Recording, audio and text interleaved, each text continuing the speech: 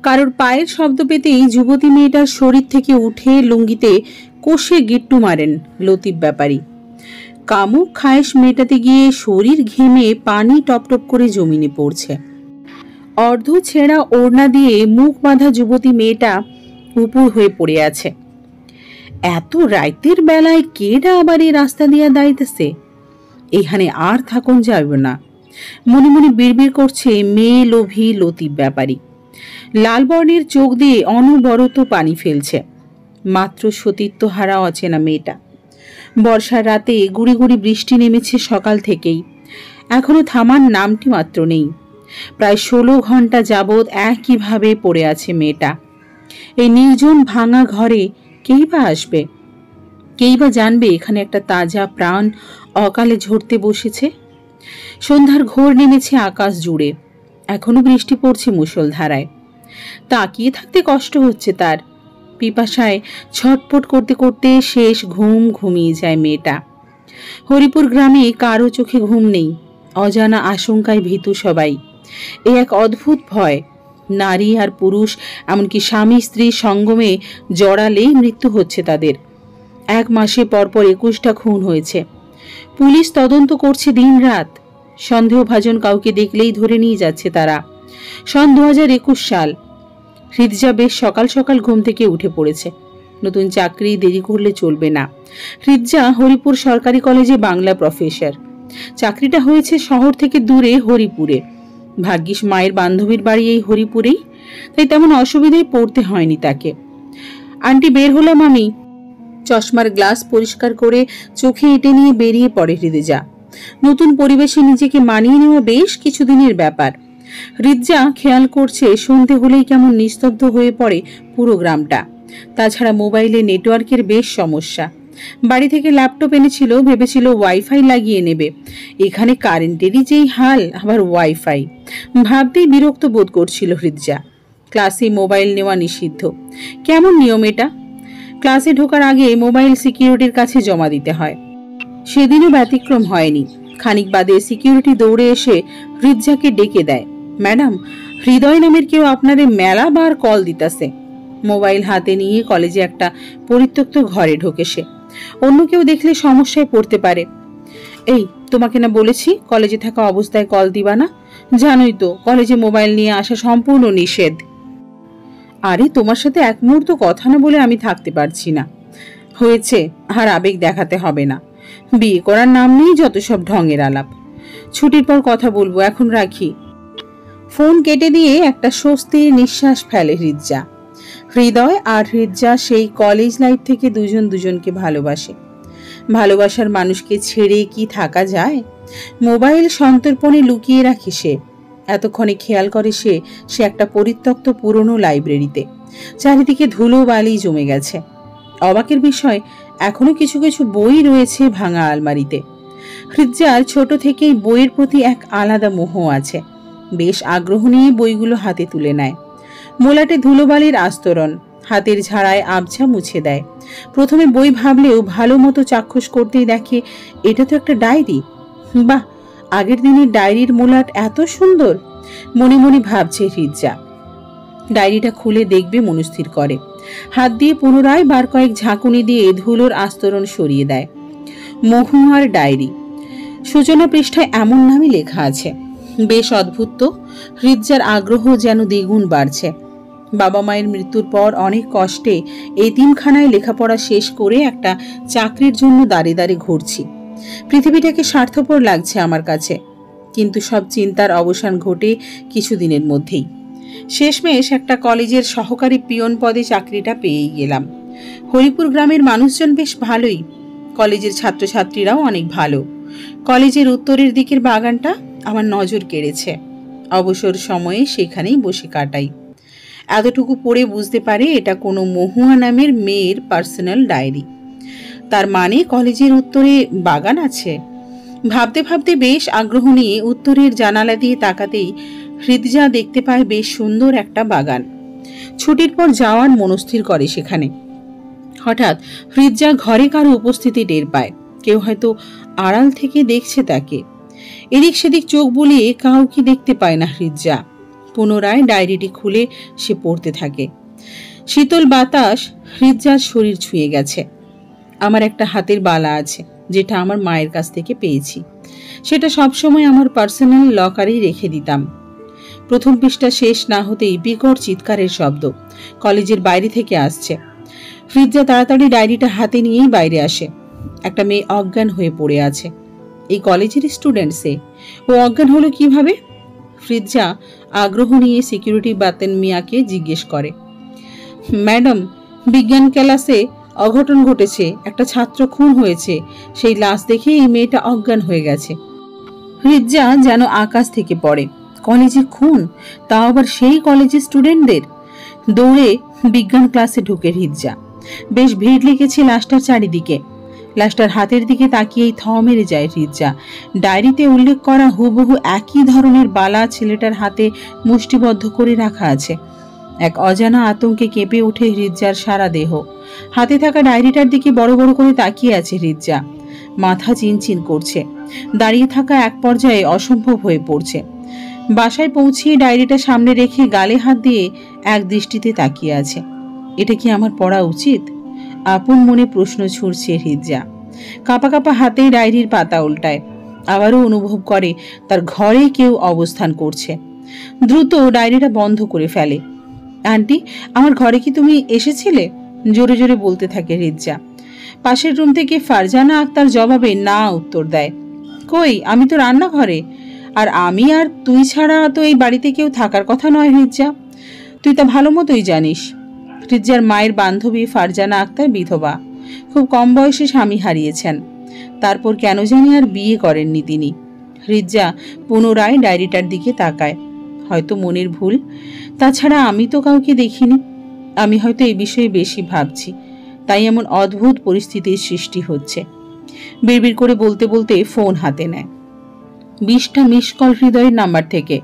Call back করতেই ওপাশ থেকে গর্জে ওঠে হৃদয়। এই তোমার বিবেক? কতবার কল দিয়েছি, ধরনি কেন ফোন? আমার কত চিন্তা হচ্ছিল জানো তুমি? হাজারটা প্রশ্ন ছুড়তেই থাকে হৃদয়। একরাশ নীরবতা পালন করে স্বাভাবিক হয়ে হৃদজা উত্তর দেয়, হৃদয় জানো, আমার সাথে কিছু অদ্ভুত ঘটনা ঘটছে। হৃদয় আগ্রহ নিয়ে জানতে চাইলে সব খুলে বলে হৃদজা। ভুল স্বীকার করে হৃদয় অভয় দেয় হৃদজাকে। রাতের খাবার শেষ করে বিছানায় শরীর হেলিয়ে দেয় হৃদজা। সারাদিনের ক্লান্ত শরীর হেলিয়ে দিতেই চোখ বন্ধ হয়ে আসছে। আধো ঘুমের ঘোরে কারো নাকি কান্নার আওয়াজে হৃদজার ঘুম ভেঙে যায়। কে কে ওখানে? শব্দটা উঠান থেকে আসছে। হৃদজার চিৎকারে থমকে গেছে কান্নার আওয়াজ।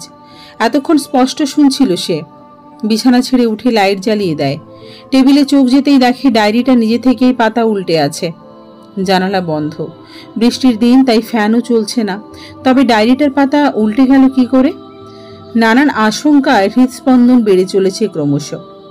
ধীর পায়ে এগিয়ে গিয়ে টেবিলে রাখা ডায়েরি হাতে তুলে নেয়। ডায়েরিটার দিকে এক পলক তাকিয়েই ভয়ে চুপসে যায় হৃদজা। সাদা পৃষ্ঠায় রক্তের ছিটে।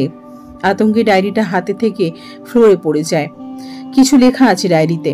হৃদজা পুনরায় ডায়েরিটা হাতে তুলে নেয়। বেশ স্পষ্ট লেখাগুলো। আমার জীবনে কোনো ছেলে আসবে বরাবরই এটা ভাবনার বাইরে ছিল। তবে হঠাৎ কারো দেখা পেলাম। হরিপুর গ্রামের আরিফ মাস্টার। লোকটা সাদাসিধে, একটু লাজুক, তবে বড্ড মায়াবী তার মুখের হাসি। সেদিনই পরিচয় হয়েছে তার সাথে। হরিপুর প্রাথমিক বিদ্যালয়ের শিক্ষক তিনি। প্রায় দিনই দেখা হয় রাস্তায়। মেঠো পথ দিয়ে সাইকেল চালিয়ে স্কুলে যান তিনি। সেদিন প্রচণ্ড বৃষ্টি নেমেছে। বাড়ি থেকে ছাতা আনতেও ভুলে গেছিলাম। বারান্দায় বসে বসে বৃষ্টি থামার অপেক্ষা করছিলাম। মহুয়া বারান্দায় দাঁড়াই আছে কেন? বিকেল গড়িয়ে সন্ধ্যা ঘনিয়েছে, বাড়িতে ফিরবেন কখন? আরিফ মাস্টারের হাসি মাখা মুখের কথা বেশ ভালোই লাগছিল আমার কাছে। আমার সমস্যার কথা জানালে নিজের ছাতা আমার দিকে এগিয়ে দেন তিনি। আপত্তি করলেও ফিরিয়ে নিতে নারাজ তিনি আমাকে তার ছাতা দিলে তার ভিজে যাওয়া ছাড়া অন্য উপায় নেই। তাই দুজনে এক ছাতার তলে বেরিয়ে পড়লাম। দুজনের কাঁধ ভিজে যাচ্ছে। ভেজা চুলে আরিফ মাস্টারকে আরো দ্বিগুণ মায়াবী লাগছে। আগে শুনেছি ভেজা চুলে মেয়েরা সুন্দর, কিন্তু এখন দেখছি ছেলেরাও সুন্দর হয় যদি মনের চোখে দেখো। এইভাবেই কাটছিল দুজনের খুনসুটি। দুজন দুজনকে পছন্দ করতাম, তবে এতটুকুতেই সীমাবদ্ধ ছিল। বলার সাহস হয়নি কারো। একদিন ভাবলাম ভালোবাসি কথাটা আমি বলেই দেব। পহেলা বৈশাখ দিনটাই ঠিক করলাম। মায়ের হাতের বালা জোড়া হাতে বেশ ভালোই মানিয়েছে আমার হাতে। লাল পাড়ের সাদা শাড়ি, কপালে লাল রঙা টিপ, এমন সাজুগুজু জীবনে প্রথমবার করলাম সেদিন। তখনও ভাবিনি এটাই আমার শেষ সাজা হতে চলেছে। ঘর থেকে বের হবার পরপরই পশ্চিম আকাশে মেঘের গর্জন, গুড়ি গুড়ি বৃষ্টি শুরু হয়ে গেছে। সবকিছু উপেক্ষা করে মাস্টারের সাথে দেখা করতে এসেছি। এতটাই উত্তেজিত ছিলাম যে আমি আগে পৌঁছে গেছি সেখানে। গায়ের শেষ মাথায় একগুচ্ছ কৃষ্ণচূড়া ফুল হাতে দাঁড়িয়ে আছি আমি। গোলাপ খুঁজেছিলাম কিন্তু পাইনি। আরিফ মাস্টার বলেছিলেন 10টার মধ্যে পৌঁছে যাবে। ঘড়িতে 9:50 বাজে, আর মাত্র 10 মিনিট। আনন্দ আর উত্তেজনায় হৃদস্পন্দন বেড়ে চলেছে আমার। হঠাৎ পেছন থেকে কেউ এসে চোখ বেঁধে ফেলে। আরিফ মাস্টার ভেবে বাধা দিলাম না। আরিফ, ঠিক ধরেছি তো আমি? কি হলো, কথা বলছেন না কেন? আমার কথায় সাড়া দিচ্ছে না সে। ভাবলাম হয়তো দুষ্টুমি করছে। চোখ বাঁধা অবস্থায় হাত ধরে টানতে টানতে কোন দিকে নিয়ে যাচ্ছে। বেশ খানিকটা এসে একটু সন্দেহ মনে হচ্ছে আমার। টান মেরে চোখের বাঁধন খুলে ফেলি, কিন্তু ততক্ষণে অনেক দেরি হয়ে গেছে। আমার সামনে কালো চেহারার পুরুষ লোক দাঁড়িয়ে আছে, চোখে মুখে তার কামুক ছায়া। কি রে রিজ্জা, এত রাতে চিল্লাচিল্লি করছিলি কেন? ফারজানা আক্তারের কথায় বাকিটুকু না পড়েই তড়িঘড়ি ডায়েরি বন্ধ করে রেখে দেয় রিজ্জা। না আন্টি, কিছু না। ফারজানা আক্তার রিজ্জার পাশে বসে পড়েন। কোনো ভয়ঙ্কর স্বপ্ন দেখেছিস নিশ্চয়ই? রিজ্জা মাথা ঝাঁকায়। তোর আঙ্কেল মারা যাবার পর আমিও মাঝরাতে এমন চিৎকার করে উঠতাম আগে। দীর্ঘশ্বাস ফেলেন ফারজানা আক্তার। রিজ্জার হঠাৎ মনে পড়ে আঙ্কেল তো আগে প্রাইমারি স্কুলের শিক্ষক ছিলেন এই গ্রামেই। নিশ্চয়ই মহুয়ার আরিফ মাস্টারকে চিনবেন তিনি। আচ্ছা আন্টি, আরিফ মাস্টারকে চিনো? ফারজানা আক্তার অবাক চাহনিতে রিজ্জার দিকে তাকায়, যেন কোনো ভূত দেখে ফেলেছেন তিনি। এই নাম তুই কেমনি জানলি? তোর আম্মাও তো জানে না এই নাম, আমার স্বামীর মানে তোর আঙ্কেলের। রিজ্জা হতভম্ব হয়ে যায়। কিন্তু আমি তো জানি আঙ্কেলের নাম শফিকুল ইসলাম। কিন্তু এই গ্রামে সবাই তাকে আরিফ মাস্টার নামেই চিনে। তার ডাক নাম যে আরিফ। রিজ্জা থ মেরে গেছে। তবে কি মহুয়ার সেই প্রেমিক ফারজানা আন্টির স্বামী, আরিফ মাস্টার? ডায়েরিটার বাকি অংশ পড়তেই হবে। মহুয়ার সাথে পরবর্তীতে কি হয়েছিল জানার তীব্র আকাঙ্ক্ষা কাজ করে রিজ্জার মনে। পরদিন সকালে লোকজনের চেঁচামেচির শব্দে ঘুম ভেঙে যায় রিজ্জার। ধরপড়িয়ে উঠে পড়ে রিজ্জা। মহিলাটা অনেক ভালো ছিল, কেডা এভাবে মায়েরা রাইখা গেল? লোকজনের মুখে এমন কথা কানে ভেসে আসছে রিজ্জার। দৌড়ে ফারজানা আক্তারের রুমে আসতেই হাহাকার করে ওঠে রিজ্জার অন্তর। ফারজানা আক্তারের নিথর দেহ পড়ে আছে। রিজ্জা নিশ্চুপ হয়ে গেছে, মুখ থেকে কোনো কথা বের হচ্ছে না। গতরাতে ফারজানা আন্টির সাথে বলা কথাগুলো এখনো কানে বাজছে। গলার শিরা ছিঁড়ে গিয়ে রক্ত মেঝেতে বন্যার সৃষ্টি করেছে। এক পলক দেখেই চোখ ঘুরিয়ে ফেলে রিজ্জা। এই বাড়িতে রিজ্জা আর ফারজানা আক্তার ছাড়া অন্য কেউ নেই, তাই সন্দেহর তীর রিজ্জার দিকেই ছুটছে সবাই। রিজ্জা খেয়াল করে ফারজানা আন্টির হাতের মুঠোয় ভাঙা বালার টুকরো। আরে, এই তো সেই বালা যেটা কলেজের ছেলেটা মৃত্যুর পর হাতে ছিল। আর এটা তো ডায়েরিতে উল্লেখ করা থাকা সেই বালা। কি হচ্ছে এসব? রিজ্জা অস্থির হয়ে পড়েছে। মাথায় আকাশ সমান শোক, তার উপরে এত চিন্তা। খানিক বাদে পুলিশ এসে ফারজানা আক্তারের লাশ নিয়ে যায়। বাড়িটাও সিল করে দিয়েছে। রিজ্জাকে সন্দেহর তালিকায় রেখেছে, তাই যতদিন সঠিক তদন্ত না হয় তাকে এই গ্রামেই অবস্থান করতে হবে বলে বলে পুলিশ। খুন হওয়া বাড়িতে একা একা থাকা ভয়ের ব্যাপার, তার উপরে একা একটা মেয়ে। আকাশপানে তাকিয়ে দীর্ঘশ্বাস ফেলে রিজ্জা। মায়ের কাছে খবর যেতেই বাড়িতে ফিরতে বলে রিজ্জাকে, কিন্তু রিজ্জা এই রহস্যের কিনারা বের না করে ফিরতে নারাজ। সন্ধ্যা ঘনিয়ে এসেছে, চারিদিকে কুয়াশা আচ্ছন্ন। রিজ্জা পুরনো ডায়েরিটা হাতে নিয়ে বসে আছে। ডায়েরিটার বাকি অংশ নেই। হতাশ হয়ে বিছানায় শুয়ে পড়ে রিজ্জা। সারাদিন ঘরের আনাচে কানাচে খুঁজেছে, কিন্তু মহুয়া সম্পর্কিত বা আরিফ মাস্টার সম্পর্কিত কিছুই মেলেনি। আশা ছেড়েই দিয়েছিল। হঠাৎ মনে পড়ল ডায়েরিতে পড়েছে মহুয়ার বালা কলেজ লকারে বন্ধ করে রাখতো সে সব সময়। যে করেই হোক লকারটা খুঁজে বের করতে হবে। ফিসফিসিয়ে আপন মনে বলতে বলতে বাড়ি থেকে কলেজের উদ্দেশ্যে রওনা দেয় রিজ্জা। রাত হয়ে এসেছে। গুড়ি গুড়ি বৃষ্টিতে মোবাইলের আলোয় একা একা পথ চলছে হৃদয়া। হৃদয়কে ডেকে নিব কি? একা একা যাওয়া কি ঠিক হচ্ছে আমার? বিড়বিড় করে বলছে হৃদয়া। ফোনে নেটওয়ার্ক সমস্যা দেখাচ্ছে, তবুও হৃদয়কে কল দেয় সে। কয়েকবার রিং বাজতেই ওপাশ থেকে কল রিসিভ করে হৃদয়। হ্যালো হৃদয়া, তোমার ফোন এত বন্ধ থাকে কেন? আমি সকাল থেকে ট্রাই করছি, কল লাগছেই না, ব্যাপার কি? কিছুক্ষণ নীরব থেকে হৃদয়া বলল, হৃদয়, ফারজানা আন্টির খুন হয়ে গেছে গত রাতে। আমি এটাও জানি এটা কোনো মানুষের কাজ নয়। হৃদয় অবাক হয়ে যায়। কি বলছো? মানুষের কাজ না মানে? তুমি কি বলতে চাচ্ছ? কোনো ভূত তাকে মেরে রেখে গেছে? একগাল হেসে ওঠে হৃদয়। দেখো, আমি মজা করার মুডে নেই। আমিও আগে এই অস্তিত্ব বিলিভ করতাম না, কিন্তু এখন না করে কোনো উপায় দেখছি না Hriday. I need your help. Hriday কিছুটা রহস্যময়ের আঁচ পেয়ে রাজি হয়ে যায় হরিপুরে আসতে। আমি তোমাকে সাহায্য করব না এটা হয়? আমি কালই হরিপুরে আসছি। কল কেটে যায়। নেটওয়ার্ক পুরোপুরিভাবে চলে গেছে।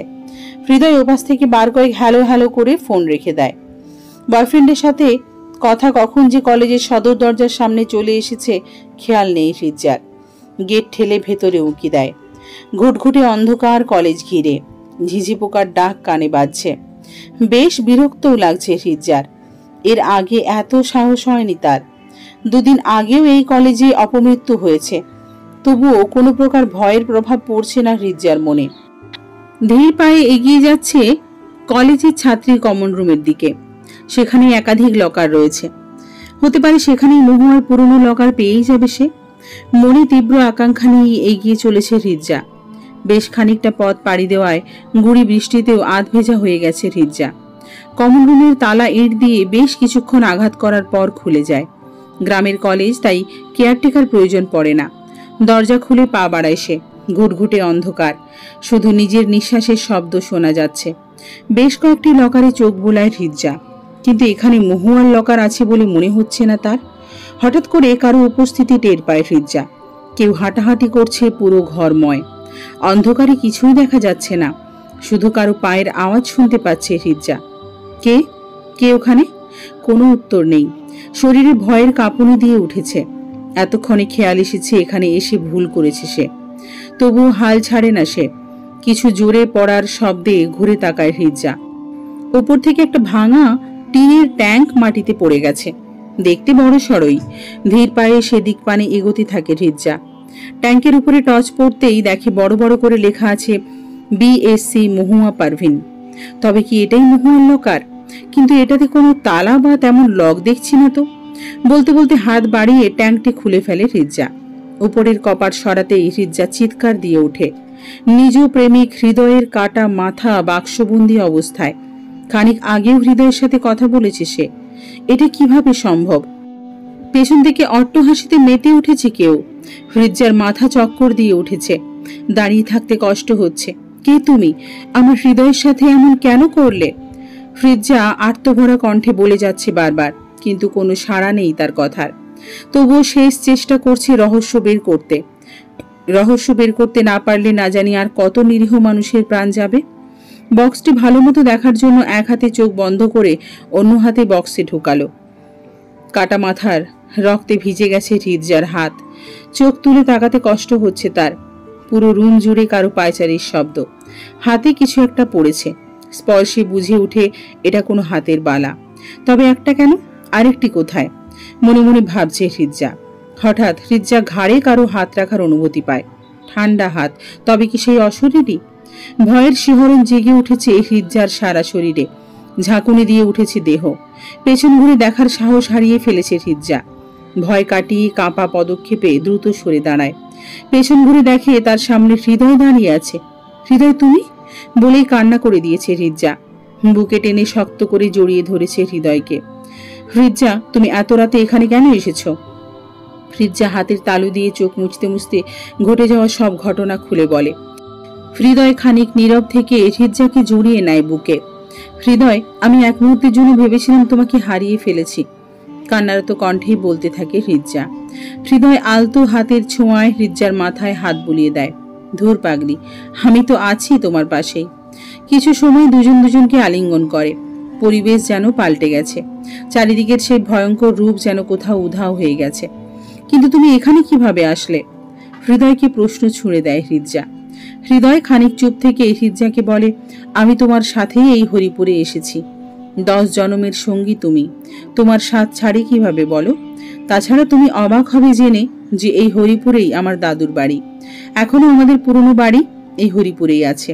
তাই তো তুমি যখন এখানে জব করার কথা বলেছিলে, আমি এক নিঃশ্বাসে হ্যাঁ বলে দিয়েছিলাম। হৃদয়ের কথা শুনে হৃদজা অবাক হয়ে গেছে। তার মানে তুমি আমাকে ফলো করেছো এই কদিন ধরে? সেই জন্যই তো আমার মনে হয়েছে কেউ আমার আশেপাশে আছে। ফাজিল ছেলে, দেখা দাওনি কেন? জানো কত মিস করেছি তোমায়। হৃদজাকে আরো শক্ত করে জড়িয়ে ধরে হৃদয়। আচ্ছা, আমি যে এখন এই কলেজে আছি তুমি কিভাবে জানলে? আরে পাগলি, তুমি যখন কথা বলছিলে তখন বৃষ্টির রিমঝিম শব্দ কানে আসছিল। তার মানে তুমি বাইরে। আর ঝিঝি পোকার ডাক তো কোনো জঙ্গল থেকেই আসবে। আর আমার এলাকা, তাই ভালো মতোই জানি কলেজের পাশে জঙ্গল আছে। তার মানে তুমি কলেজে কোনো কাজে যাচ্ছ, হয়তো সেই রহস্য বের করতে। তাই দেরি না করে আমি এখানে এসেছি। হৃদজার মুখে হাসির ফলক পড়েছে। এই দেখো হৃদয়, এই বক্সটাতেই তোমার কাটা মাথা দেখেছিলাম। হাত উঁচিয়ে ইশারায় দেখাতে চাইল হৃদজা, কিন্তু সেখানে কোনো বক্স ছিল না, না তো ছিল কোনো কাটা মাথা। হৃদয় হৃদজার দিকে ভুরু কুঁচকে তাকায়। তুমি সারাক্ষণ এসব ভাবো বলেই এসব দেখছো। চলো, আমার বাড়িতে বিশ্রাম করবে। হৃদজা কিছুতেই হৃদয়কে বিশ্বাস করাতে পারছেই না। হৃদয় এক প্রকার জোর করেই হৃদজাকে সেখান থেকে নিয়ে আসে। হৃদয় হঠাৎ খেয়াল করে হৃদজার হাতে কিছু পরানো আছে। হৃদয় বেশ ভালো মতোই জানে হৃদজা ঘড়ি ছাড়া হাতে কিছুই পরে না। একদিন শখ করে একটা ব্রেসলেট গিফট করেছিল হৃদয়, সেটা আজ পর্যন্ত পরেনি হৃদয়। বলে কি এসবে নাকি তার আনইজি ফিল হয়। তবে আজ কেন এর ব্যতিক্রম? আজ হৃদজার হাতে বালা কেন? হৃদজা, তোমার হাতে এটা কি? হৃদজা তীক্ষ্ণ দৃষ্টিতে হাতের পানে তাকায়। আরে, এটাই তো সেই বালা। সত্যি বলছি হৃদয়, এটাই সেই বালা। আমার হাতে কিভাবে এলো বুঝলাম না। বালাটি খুলে হৃদয় পকেটে ঢুকিয়ে নেয়। হৃদজাকে সাথে নিয়ে নিজ বাড়ির উদ্দেশ্যে পা বাড়ায় হৃদয়। ইটের দেওয়ালে ঘেরা বিশাল বাড়ি। সদর দরজায় বড় বড় করে লেখা আছে ব্যাপারী বাড়ি। ধীর পায়ে ভেতরে প্রবেশ করে দুজনে। রাত তখন 1টা ছুঁই ছুঁই। খানিক বাদেই লাঠি ভর দিয়ে একজন বৃদ্ধা মহিলা এগিয়ে আসে তাদের দিকে। ইনি আমার দাদি, হৃদয় বলে ওঠে হৃদজার উদ্দেশ্যে। হৃদজা বিনয়ের সাথে সালাম দেয় বৃদ্ধা রেশমা বেগমকে। বৃদ্ধা কিছু না বলে মুখ ঘুরিয়ে সেখান থেকে প্রস্থান করে। হৃদজা অবাক হয়ে গেছে তার ব্যবহারে। হৃদজা কিছু মনে করো না, আসলে দাদি মানসিক ভারসাম্যহীন। আমার পরিবারের সদস্যদের অপমৃত্যুতে ওনার এই হাল। দীর্ঘশ্বাস ফেলে হৃদয়। অপমৃত্যু মানে? হৃদজা অবাক হয়ে গেছে। আসলে একটা দুর্ঘটনায় আমার পরিবারের সবাই মারা যান। এখন থাকার মধ্যে আমি এবং আমার দাদি আছি। হৃদজা হৃদয়ের কাঁধে হাত রাখে। আরো একজনের নাম বললে না তো? হৃদয় হৃদজার চোখের দিকে তাকিয়ে থাকে অপলক দৃষ্টিতে। তুমি তো আছোই। কত আছি বুঝতে পেরেছি, তাই তো আমার নামটা বললেই না। অভিমানের সুরে বলতে থাকে হৃদজা। দুজনে বেশ খানিকক্ষণ গল্প করে। হৃদয় হৃদজাকে ঘুম পাড়িয়ে দিয়ে পাশের রুমে চলে যায়। সকালে ঘুম থেকে জেগে ওঠে হৃদজা। 11টা বেজে গেছে, হৃদয় এখনো ঘুমোচ্ছে পাশের ঘরে।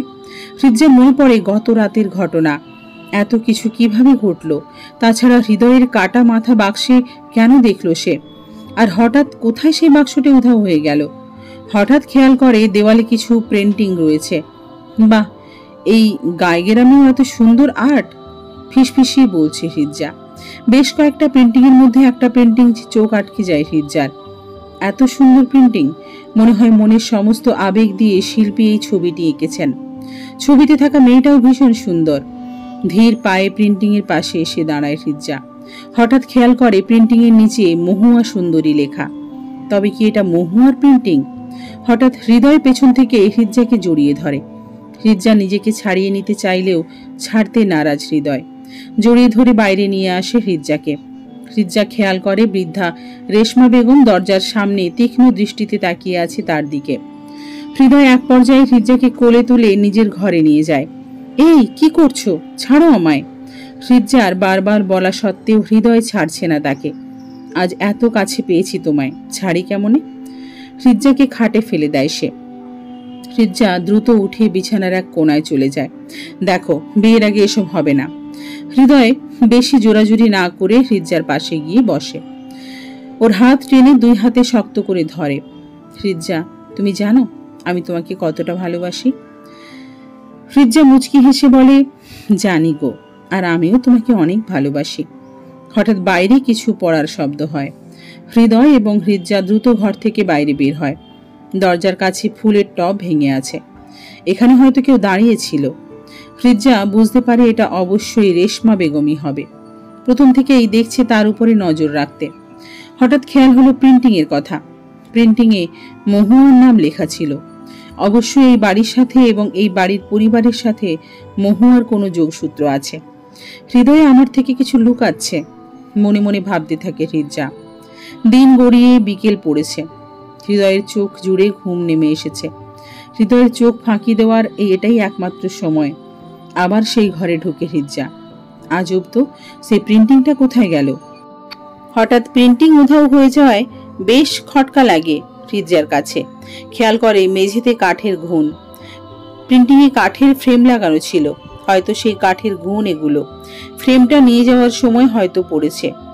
কাঠের গুঁড়োগুলো দরজা দিয়ে বাইরে চলে গেছে। হৃজ্জা সেগুলো অনুসরণ করতে করতে একটা বদ্ধ ঘরের সামনে চলে আসে। হয়তো এই ঘরেই প্রিন্টিংটা রাখা হয়েছে। দরজা ঠেলে ধীর পায়ে ভেতরে উকি দেয় সে। এদিক ওদিক সন্তর্পণে তাকিয়ে ঘরে ঢুকে পড়ে। বেশ অন্ধকার ঘর জুড়ে। জানালার ফাঁক দিয়ে আধো আলোয় আবছা আলোয় আলোকিত ঘরটা। অস্পষ্টভাবে দেখা যাচ্ছে ঘরে ভাঙা আলমারি ভর্তি। পুরো ঘরটা জুড়ে খুঁটিয়ে খুঁটিয়ে দেখছিল হৃজ্জা। হঠাৎ পড়ে থাকা কয়েকটা প্রিন্টিং, ছবির ফ্রেম সহ দলিল চোখে পড়ে তার। হাত বাড়িয়ে তুলে নেয় সেগুলো। একটা প্রিন্টিং মহুয়ার, যেটা সে শোবার ঘরে দেখেছিল। অন্যটা বড্ড চেনা। হুবহু একই প্রিন্টিং ফারজানা আক্তারের ঘরেও টাঙানো আছে। তার মানে এটা আরিফ মাস্টারের ছবি। ফিসফিসিয়ে বলে ওঠে হৃজ্জা। বাকিগুলোর মধ্যে পারিবারিক ছবি। ছবিগুলোতে আরিফ মাস্টারকেও দেখা যাচ্ছে। ওনাদের ছবি এই বাড়িতে কি করে এলো? ভীষণ ভাবনায় পড়ে গেছে হৃজ্জা। রহস্য যেন দ্বিগুণ হচ্ছে। দলিলগুলোর পাতা উল্টে দেখে সেখানে আরিফ মাস্টারের নামে এই বাড়িটি। অবাক হয়ে যায় হৃজ্জা। এটা আরিফ মাস্টারের বাড়ি? আকাশ সমান ভাবনা মাথায় ঘুরপাক খাচ্ছে। দলিল এবং ছবিগুলো একপাশে সরিয়ে রেখে দেয়। চোখ আটকে যায় অর্ধ ছেঁড়া কয়েকটা কাগজের পৃষ্ঠার উপরে। কাগজগুলো একত্রিত করে হৃজ্জা। আরে, এগুলো তো সেই মহুয়ার ডায়েরির বাকি পৃষ্ঠাগুলো। কাগজগুলো হাতে নিয়ে চোখ বুলাতে থাকে হৃজ্জা। এই হ্যান্ডরাইটিং সম্পূর্ণ আলাদা। লেখাগুলো আবছা আবছা দেখা যাচ্ছে। হৃজ্জা পড়তে মনোনিবেশ করে। অনেক চেষ্টা করেও বাঁচাতে পারলাম না তোমাকে। ভালোবাসি বলাও হলো না তোমাকে। শ্বাস আটকে আসছে আমার। জানি তোমার সাথে কে করেছে এসব। আমি বাঁচতে দিব না তাদের। তোমার শরীর থেকে ঝরা প্রতিটি রক্তের ফোঁটার হিসেব দিতে হবে লতিফ ব্যাপারীর পরিবারের। হৃজ্জা বুঝতে পারে এটা আরিফ মাস্টারের লেখা, কিন্তু বাকিটুকু লেখা অনেক কষ্টেও পড়তে পারেনি সে। লেখাগুলো মুছে গেছে। হৃজ্জা হতাশ হয়ে বসে পড়েছে মেঝেতে। অন্ধকারে রহস্যের বেড়াজালে বন্দি লাগছে হৃজ্জার। সন্ধ্যার আবাস আসছে। জানালা দিয়ে হু হু বাতাস ঢুকছে। শীত লাগছে হৃজ্জার। হঠাৎ কেউ হৃজ্জার কাঁধে হাত রাখে। ঠান্ডা হাত। চমকে উঠেছে সে। কে? ঘুরে তাকায় হৃজ্জা। আমি মহুয়া। হৃজ্জার শরীরে লোম দাঁড়িয়ে গেছে। ভয়ে কণ্ঠ থেকে কোনো আওয়াজ বের হচ্ছে না। ভয় পেও না, আমার তোমার সাহায্যের বড়ই প্রয়োজন। আরিফের খুনিরা এখনো প্রকাশ্যে ঘুরে বেড়াচ্ছে। তাদের শাস্তি দিতে হবে, না হলে যে আমি শান্তি পাবো না। আর্তভরা কণ্ঠ হৃদয় ছুঁয়ে গেছে। কে মেরেছে তাকে? কাঁপা কাঁপা সুরে বলতে থাকে হৃজ্জা। ব্যাপারী পরিবার। ওরা একজন মানুষ নামের জানোয়ার। ওরা সব করতে পারে নিজেদের স্বার্থের জন্য। লতিফ ব্যাপারীর ছেলে হৃদয় মেরেছে আরিফকে। হৃজ্জা হতবাক হয়ে দাঁড়িয়ে আছে। তার মানে হৃদয়? সে আরিফের স্ত্রী ফারজানাকেও মেরেছে, সাথে তোমার কলেজের ছাত্রকেও। কারণ তারা সত্যিটা জেনে ফেলেছিল। আমি শুধু অশরীরী আত্মা। আমি তাদের দেখা দিয়েছি তোমার মতো। ওদেরকে ও সত্য পর্যন্ত এগিয়ে নিয়ে এসেছি। কিন্তু তারা কাউকে কিছু বলুক তার পূর্বেই হৃদয়ের হাতে শিকার হয়েছে। হৃদয় খুন করে এমনভাবে সাজায় সবকিছু যেন সবাই মনে করে মহুয়া ফিরে এসেছে আবার। সবাই যেন ভাবে মহুয়াই তাদের মেরেছে। ফিরোজা চুপ হয়ে আছে। ভয় কেটে গেছে। অনেক প্রশ্ন জিজ্ঞেস করার আছে মহুয়ার কাছে। আচ্ছা, এই বাড়িটি কি আরিফ মাস্টারের? এটা আরিফ মাস্টারের বাড়ি। আমার ধর্ষণকারী লতিফ ব্যাপারীর ছেলে হৃদয়।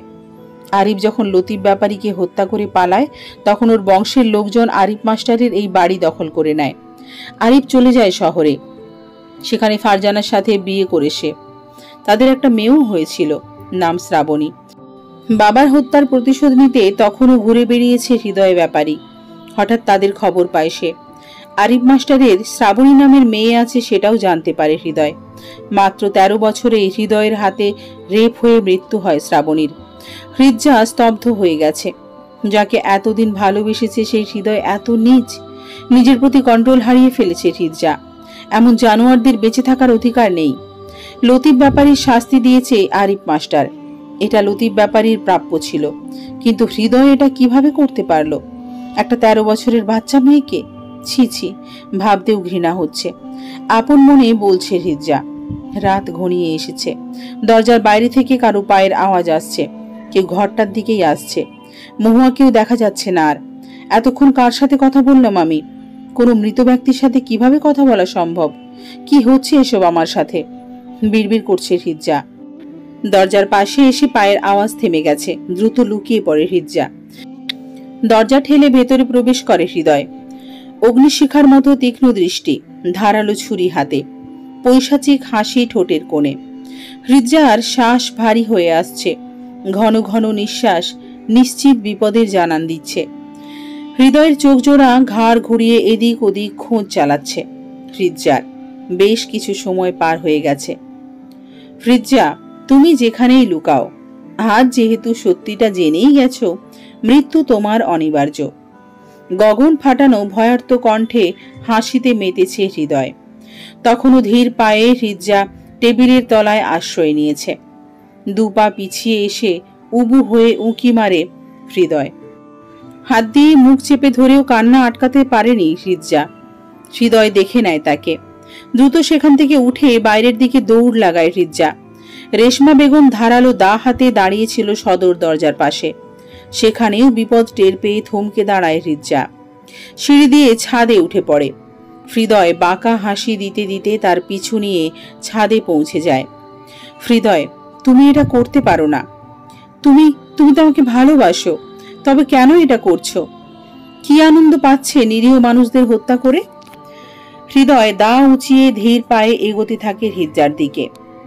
আমার বাপটারে তো ওরা বাঁচতে দেয় নাই, তবে আমি কেন দিমু? প্রায় কাছেই চলে এসেছে হৃদয়। হঠাৎ কেউ একজন জোরালো কোপ বসিয়ে দেয় হৃদয়ের পিঠ বরাবর। হৃদয় আর্ত চিৎকারে কোকিয়ে ওঠে। হৃদয়া চোখ মিলে দেখে বৃদ্ধা রেশমা বেগমের আঘাতে কাবু হয়ে গেছে হৃদয়। তুই ভাইগা যা, আমি এই শয়তানটারে দেখতাছি। রেশমা বেগমের কথায় দ্রুত পদক্ষেপে ছাদ থেকে নেমে আসে হৃদয়া। বুড়ি, তুই এটা কি করলি? হৃদয় রেশমা বেগমের চুলের মুঠি ধরে ফেলেছে। তুই বিনা দোষে মেলা মানুষরে মারছস। এই পাপ আমি আর দেখতে পারুম না। রেশমা বেগমের কথা শেষ না হতেই ধারালো ছুরির আঘাতে মাথা নামিয়ে ফেলে হৃদয়। রেশমা বেগমের মুন্ডুবিহীন দেহ খানিক ছটপট করে নেতিয়ে পড়ে। হৃদয়ের ঠোঁটের কোণে আবারও পিশাচি হাসি ফুটে উঠেছে।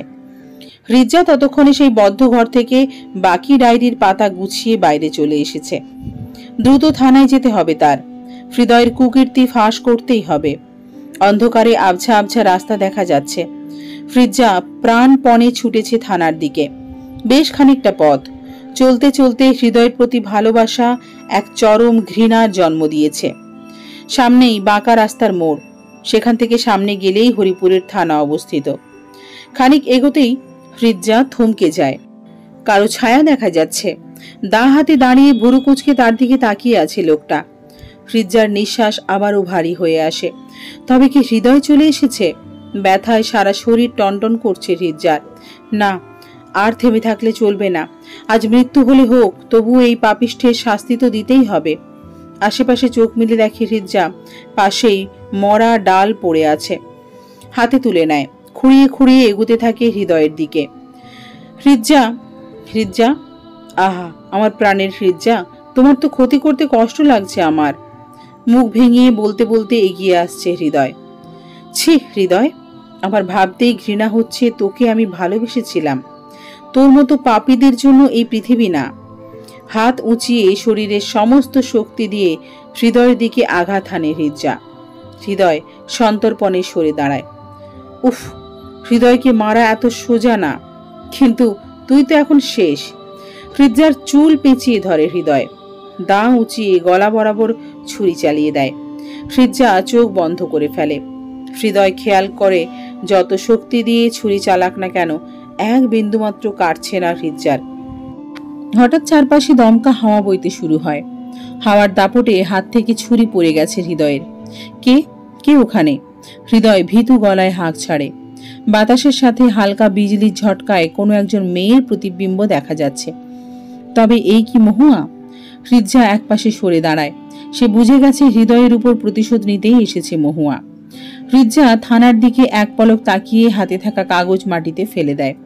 ধীর পায়ে বাড়ি ফেরার জন্য পদক্ষেপ নেয়। বিকট চিৎকার ভেসে আসছে পেছন থেকে। ভালোবাসার মানুষটিকে একবার দেখার জন্য পেছন ঘুরে তাকায় হৃদজা। মুখ থুবড়ে পড়ে আছে হৃদয়, নাক দিয়ে অনবরত রক্ত পড়ছে। পাশেই পড়ে আছে মহুয়ার ডায়েরি।